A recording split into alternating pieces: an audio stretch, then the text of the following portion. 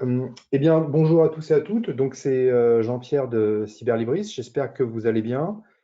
Je suis heureux de vous accueillir pour la deuxième partie des webinaires consacrés aux nouveautés ScholarVox Université. La première partie a eu lieu hier, était consacrée, elle, à l'économie-gestion. Aujourd'hui, on va être sur les matières qui vont être consacrées au SHS, aux sciences humaines.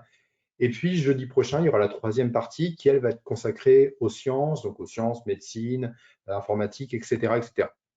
Donc là, on est à la deuxième séance qui va durer grand max une demi-heure. Je vais vous rappeler rapidement pour les personnes qui participent pour la première fois à la chose. Le but, c'est de se retrouver à peu près tous les 2 mois pendant une petite demi-heure pour faire un tour d'horizon sur s'il y a des nouveaux éditeurs entrés au catalogue, faire une petite sélection de livres par tes grandes thématiques. Donc, il y a des sélections de livres thématiques qui sont présentées, vous faire passer de l'information aussi. La séance est enregistrée. Elle est disponible, enfin, elle sera disponible la semaine prochaine sur la chaîne YouTube de Cyberlibris. Pour toutes les personnes qui suivent actuellement la séance, je vous enverrai dans la journée un petit mail qui vous fait un petit récap de toutes les choses que je vous ai dites avec les liens vers les éditeurs, les sélections qui ont été présentées. Pour les personnes qui suivent la séance sur YouTube, eh bien, vous retrouvez en description de la vidéo l'ensemble des liens présentés aussi. Donc voilà. Juste pour mémoire, la précédente séance avait eu lieu le 21 janvier. Le lien est toujours disponible sur YouTube. Et je peux d'ores et déjà vous annoncer la date de la prochaine séance qui, elle, aura lieu le 21 mai, c'est un vendredi, toujours à 11 h, heure de Paris. Et donc, vous aurez le lien aussi de cette séance dans le mail récap. Et pour les personnes qui suivent sur YouTube, vous avez le lien de la prochaine séance aussi en description de la vidéo. J'aurai une annonce à faire en fin de séance, une annonce importante que j'ai pas mal développée hier pour la partie économie-gestion parce que ça concernait davantage la partie économie-gestion. Mais c'est une information importante. Pour les personnes qui étaient déjà présentes hier, bon après, si vous avez déjà entendu l'info, pas la peine, vous n'aurez pas la peine de rester jusqu'au bout. Et pour les personnes qui n'ont pas entendu cette info, restez patiemment jusqu'à la fin. C'est un message quand même assez important. Voilà. Donc, je vais commencer ma petite présentation. Alors, comme à l'accoutumée, tour d'horizon dans un premier temps des nouveaux éditeurs qui sont entrés récemment dans ScholarVox Université. Ensuite, on va passer sur justement des sélections thématiques. Alors, en ce qui concerne les sélections thématiques, euh, hop, on va retrouver des ouvrages en histoire, en psychosociaux, en lettres, en arts, pour les sciences de l'éducation et les loisirs. Voilà un petit peu le cheminement de la séance. Donc, on va commencer d'ores et déjà bien par les nouveaux éditeurs. Et puis, j'en ai qu'un seul à vous présenter, mais il est de taille. C'est l'arrivée des presses de l'ENSIB dans nos collections. Donc, évidemment, pour tout ce qui concerne, je dirais, les bibliothèques économie, les sciences de l'information et pour les bibliothèques, et évidemment, l'ENSIB, je dirais, c'est un petit peu la poule aux œufs d'or. Donc, pour les gens qui ne connaissent pas, c'est l'École nationale supérieure des sciences de l'information et des bibliothèques. Voilà. Et les presses de l'ENSIB, elles existent depuis le début des années 2000. C'est donc un éditeur de référence dans le paysage de l'édition professionnelle des sciences de l'information et de bibliothèque, et pour les bibliothécaires. C'est un éditeur qui produit une dizaine de titres par an, grosso modo. Il y a 3 collections majeures chez eux. Il y a la collection la boîte à outils, papier et la numérique. Et aujourd'hui, on accueille d'ores et déjà 54 titres au total des presses de l'ENSIB. C'est une très bonne nouvelle. Et au total, nous en aurons 84. Donc, on a encore 30 titres qui sont en cours de traitement dans notre base, qui seront mis en ligne dans les jours qui viennent. Donc, évidemment, ça va continuer à se développer. Donc, restez connectés, enfin, allez voir de temps en temps le lien que je vais vous envoyer parce que vous verrez que les choses bougent dessus. Donc, pour l'instant, 54 titres, trentaine de titres en cours de traitement chez nous. Voilà, c'était la bonne nouvelle, évidemment, qu'on voulait vous annoncer, l'arrivée des presses de l'ENSIB dans nos fonds. Je vais passer maintenant à la présentation thématique. Et je vais commencer par la partie histoire. Alors, petite différence avec la précédente séance, c'est-à-dire que j'évite maintenant le name dropping, c'est-à-dire d'évoquer chacun des noms d'ouvrages que je présente. Comme vous allez recevoir les liens des sélections, vous retrouverez tous les ouvrages. Néanmoins, je conserve la mise en lumière de quelques titres à chaque fois par séance, par thématique. Donc, je vais m'attarder sur, par exemple, pour l'histoire, sur 2 ouvrages. Je ne vais pas vous citer les 6 titres que j'ai sélectionnés, vous les retrouverez dans le lien. Et donc, voilà comment je procède maintenant. Parce que la dernière fois, je me suis aperçu que c'était un petit peu lourd de citer juste des noms, éditeurs, titres, etc. Là, on va aller directement vers la présentation de quelques ouvrages et vous retrouverez tous les autres que j'ai sélectionnés qui sont intéressants aussi dans le lien que vous recevrez. Ça va être pareil pour toutes les thématiques. Premier titre sur lequel je vais mettre l'accent, qui est le premier de la liste, c'est La Révolution brune, la société allemande sous le Troisième Reich. C'est de David Schoenbaum, j'espère que je le prononce bien, c'est publié aux Belles Lettres.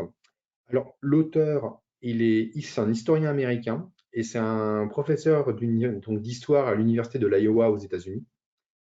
Et évidemment, il s'est fait spécialiste de la société allemande pendant le Troisième Reich, cet historien. Et là, c'est vraiment une excellente synthèse, je dirais, très historique et très sociologique aussi, quelque part, de comment était construite la société allemande pendant le régime nazi. Donc, on retrouve dedans eh bien, les promesses et l'idéologie sociale du Troisième Reich. Tout ça s'est développé.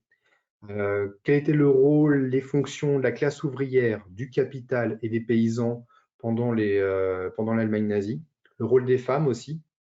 L'État, comment il intervenait d'un point de vue social. La promotion sociale, comment elle a été mise en place sous le régime nazi.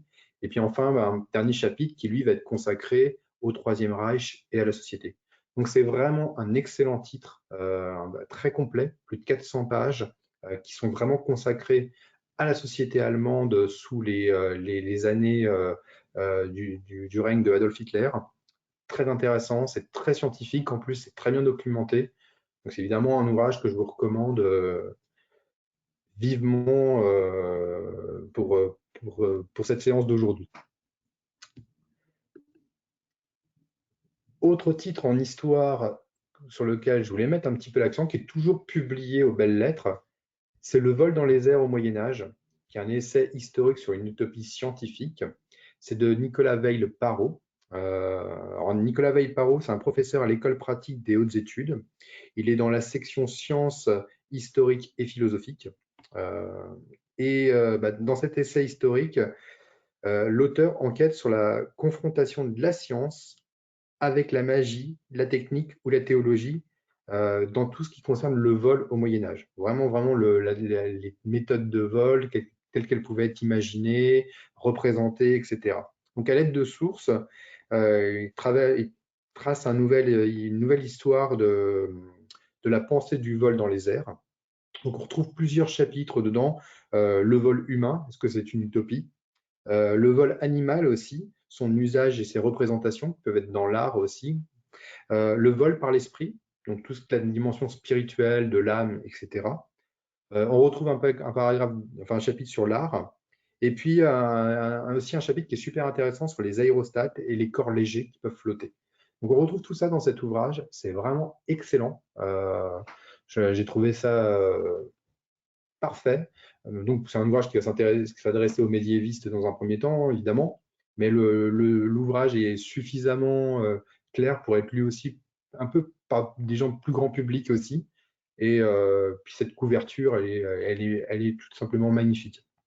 Donc, deuxième titre, toujours aux Belles Lettres, que je vous recommande pour la partie histoire aussi. Donc, pour résumer, alors je vais pas, comme je vous l'ai dit tout à l'heure, je ne vous recite pas tous les titres, mais pour résumer, vous pouvez retenir La Révolution brune pour la partie histoire, et puis Le vol dans les airs au Moyen-Âge également. Je vais passer maintenant sur la partie psychologie, sociologie. Même chose, j'ai sélectionné 6 titres, et puis je vais m'attarder sur 2 d'entre eux.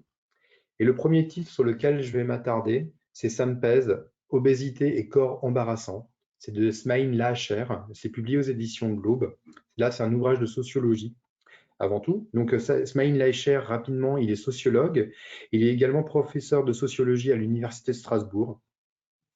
Et l'ouvrage est un panorama qui dresse la place de l'obésité dans nos sociétés. Comment vivent et se perçoivent les personnes concernées, comment se passe ou s'est passée leur scolarité, comment vivent-elles leur vie affective aussi, leur projet de famille, leur vie de famille aussi. Et c'est le fruit d'entretiens dans cet ouvrage. C'est avant tout des entretiens qu'on retrouve dedans.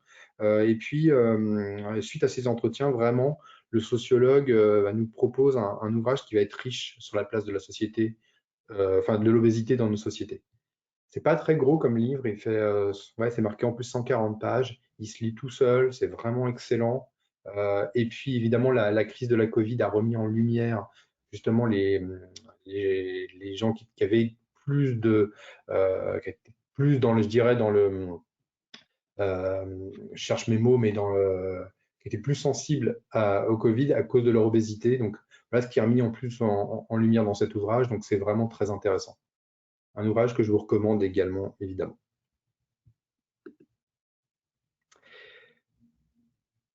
Autre titre, alors là c'est le dernier de la liste, un ouvrage super intéressant et très complet, c'est La psychopathologie de l'adulte avec déficience intellectuelle, prévenir, évaluer, accompagner. On va être sur un ouvrage qui est publié chez Mardaga, qui va être à la confluence de plusieurs genres. En plus, c'est ça qui est intéressant. Il a été écrit par Romina Rinaldi. Alors, Romina Rinaldi, elle est chargée de cours à l'Université de Mons en Belgique. Et elle est spécialisée sur les questions de psychopathologie cognitive. Et elle travaille aussi dans des centres sur l'accompagnement psychologique des gens qui ont des déficiences intellectuelles. Donc voilà de quoi traite cet ouvrage avant tout.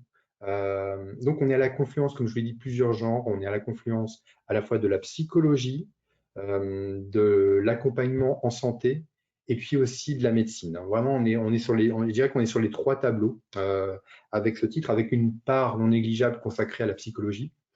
C'est le premier ouvrage, je dirais, en langue française qui va être consacré, enfin, ouvrage même scientifique qui va être consacré à un meilleur accompagnement des personnes présentant une déficience intellectuelle. Il est découpé en 4 chapitres, cet ouvrage. Il y a tout d'abord l'évaluation, la conception actuelle et les enjeux du concept de déficience intellectuelle.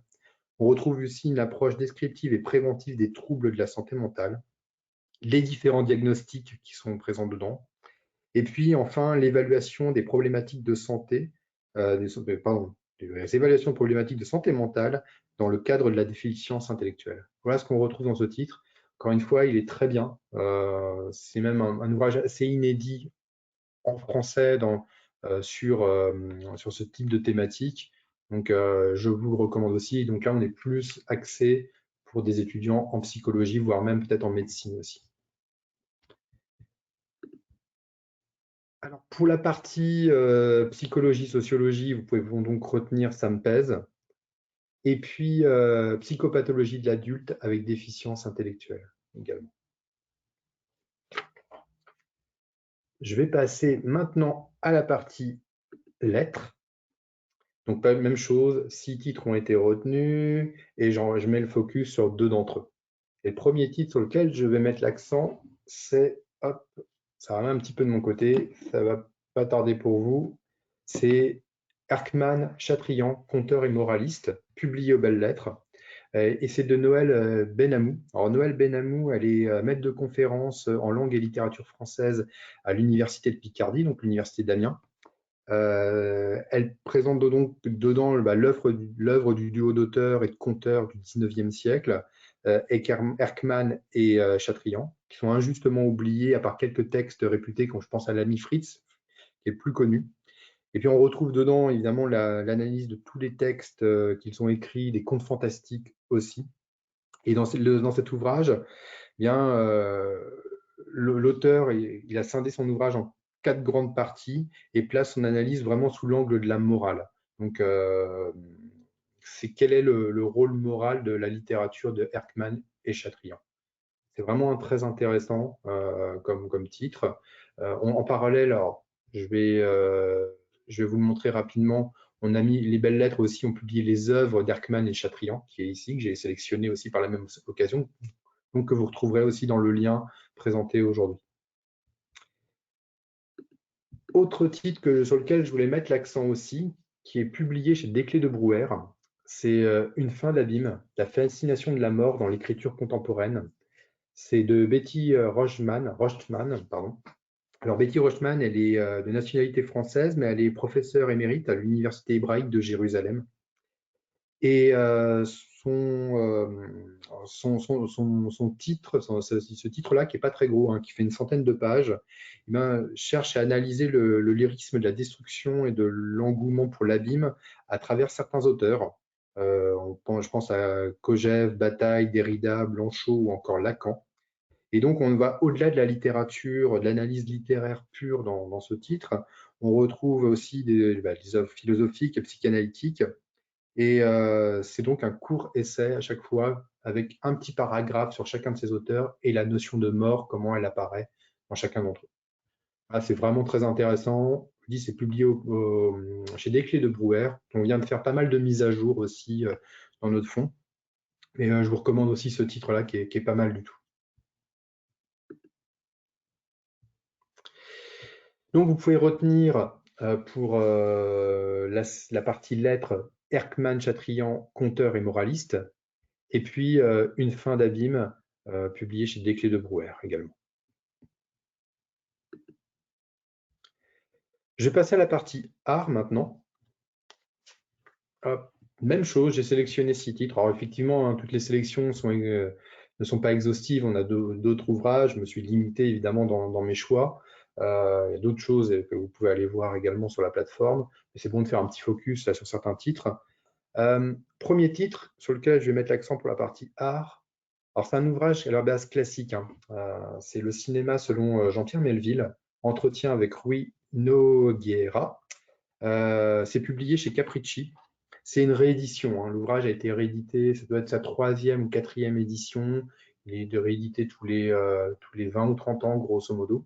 Et c'est donc des entretiens qui ont été menés par le journaliste portugais Rui Nogueira, donc qui était journaliste et critique, qui est journaliste et critique de cinéma, avec Jean-Pierre Melville, donc le réalisateur français qui est né en 1917 et mort en 1973, qui avait réalisé entre autres Le Samouraï, Le Cercle Rouge, je pense aux Enfants Terribles, une de ses premières œuvres d'ailleurs. Et puis dans cet entretien, Jean-Pierre Melville revient sur ses influences cinématographiques et littéraires, et puis sur les grands thèmes de son œuvre, et puis son travail de metteur en scène. On retrouve dedans. Donc c'est vraiment un entretien général, ultra complet. Donc pour les gens qui travaillent sur le cinéma en études d'art, je vous recommande vraiment cet ouvrage. En plus, c'est un des maîtres du cinéma français, Melville. Donc, et puis l'entretien, tout y passe dedans. Il n'y a pas de langue de bois dedans. Et je vous le recommande aussi vivement, ce titre.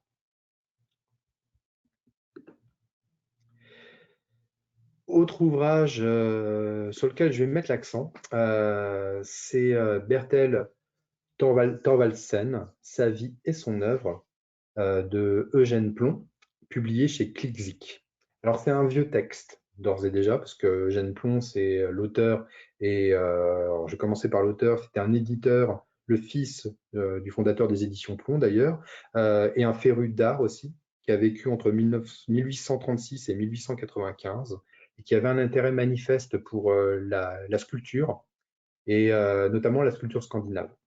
Et là, il s'attarde sur un sculpteur qui n'est pas très connu en France, enfin, qui n'est pas très connu, qui s'appelle Bertel Thorvaldsen. Le texte a été réédité par Klickzic à l'occasion des 250 ans de ce sculpteur danois, qui appartient au courant néoclassique et qui a remis, je dirais, au goût du jour, à fin 18e, début 19e, la Rome antique à travers ses sculptures, la Grèce antique aussi, parce qu'il a été très connu au début du 19e siècle, ce sculpteur, grâce à sa représentation de Jason et la Toison d'Or, c'était en 1803. Et donc, Eugène Plon revient vraiment sur la vie de ce sculpteur et puis sur, évidemment, un état important de son œuvre.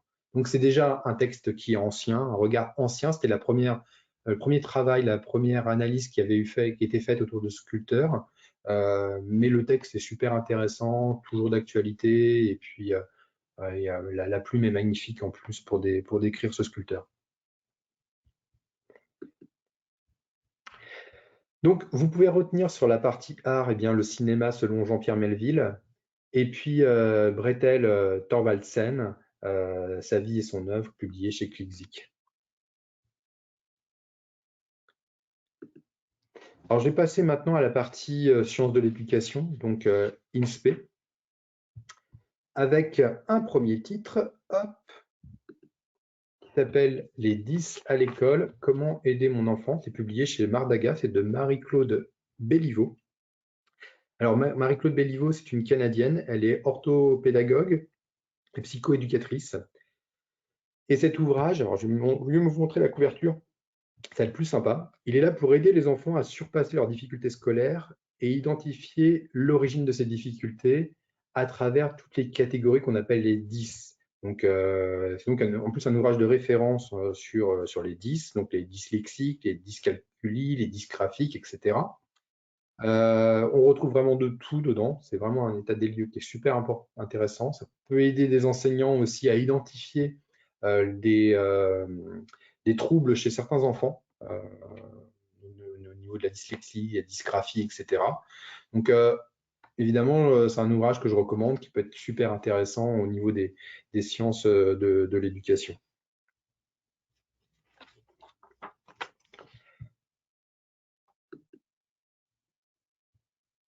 Alors, autre titre sur lequel je voulais mettre l'accent, alors c'est publié chez John Libet. Mon enfant est-il accro aux jeux vidéo? Conseils de vie au quotidien.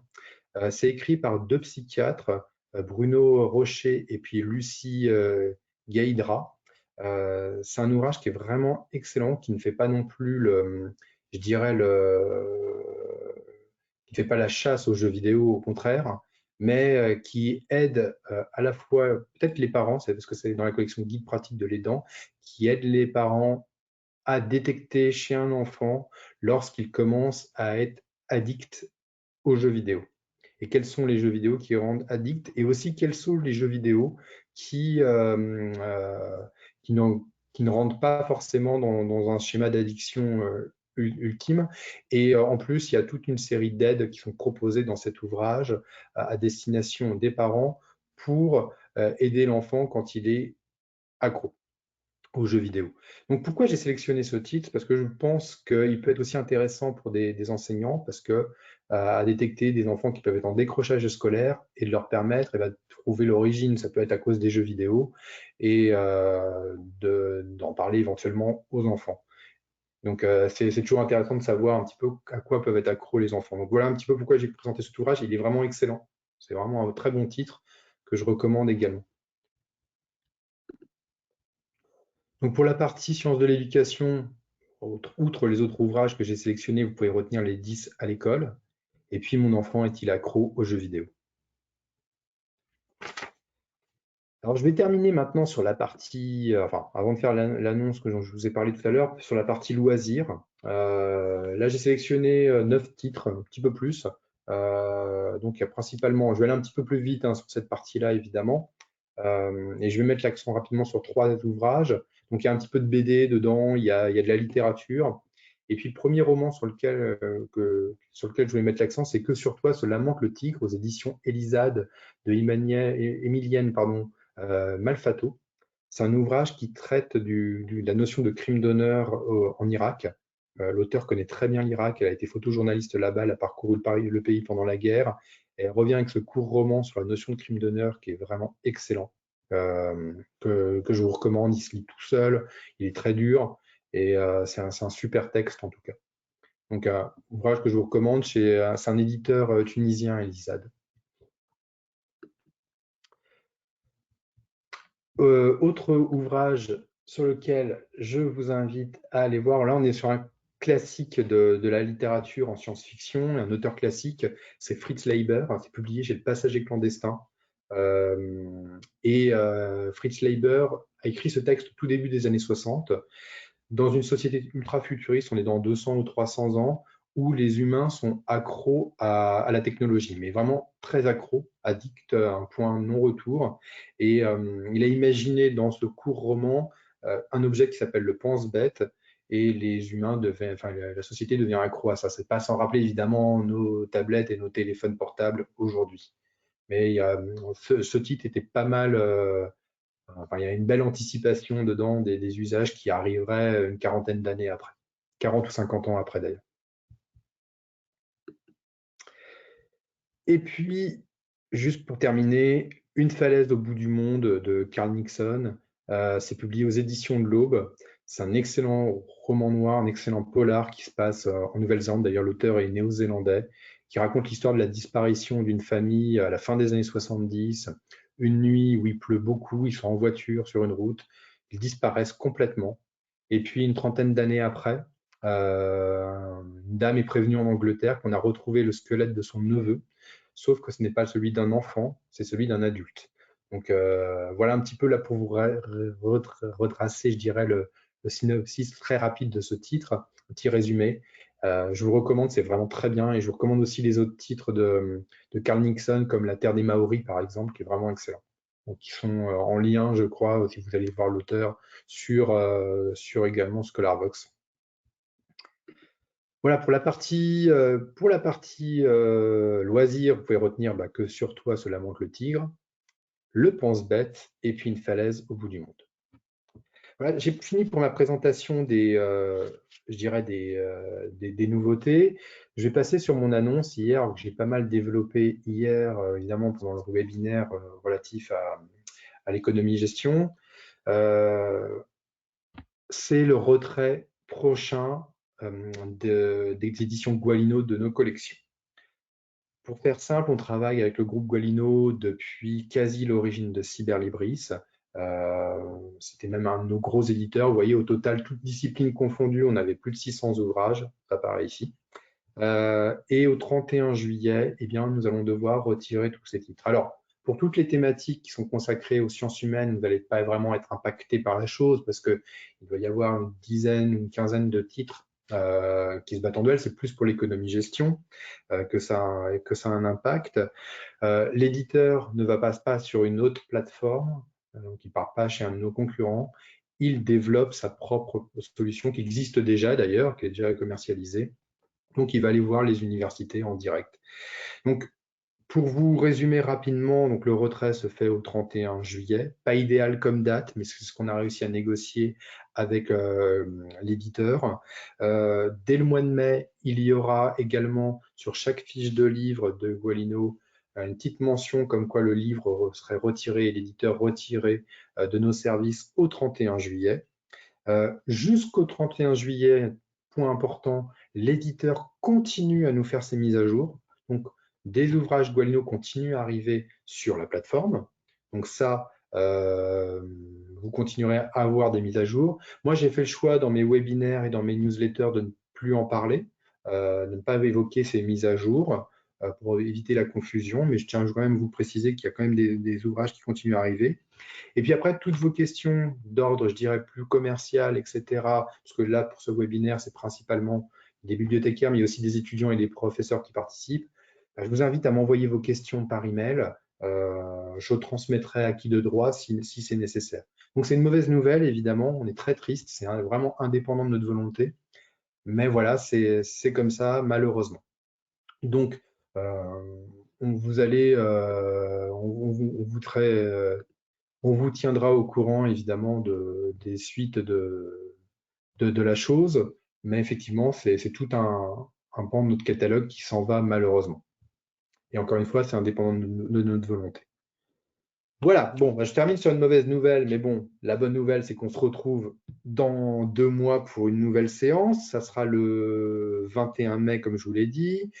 Vous allez recevoir, évidemment, tous les liens des sélections qui ont été présentées aujourd'hui par email dans la journée. Donc, je vais vous envoyer une petite récap avec le lien pour vous inscrire à la prochaine séance. Pour les personnes qui nous suivent sur YouTube, tout est en description de la vidéo. Pensez à nous suivre sur Twitter aussi. On relaie pas mal d'informations sur Twitter. Donc, n'hésitez pas à vous abonner à notre fil. Je vous remercie encore une fois portez-vous bien. On se retrouve dans 2 mois. Et puis, à la rentrée de septembre, je ferai davantage de thématiques. Donc, je présenterai plus de thématiques sur les sciences humaines. Donc, ça va venir. Pour l'instant, je garde jusqu'à l'été je dirais le même plan en fonction de l'arrivage d'ouvrage, hein, évidemment.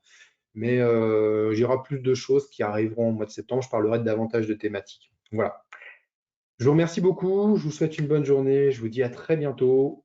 Et puis, bah, bonne lecture également sur ScholarVox. Au revoir.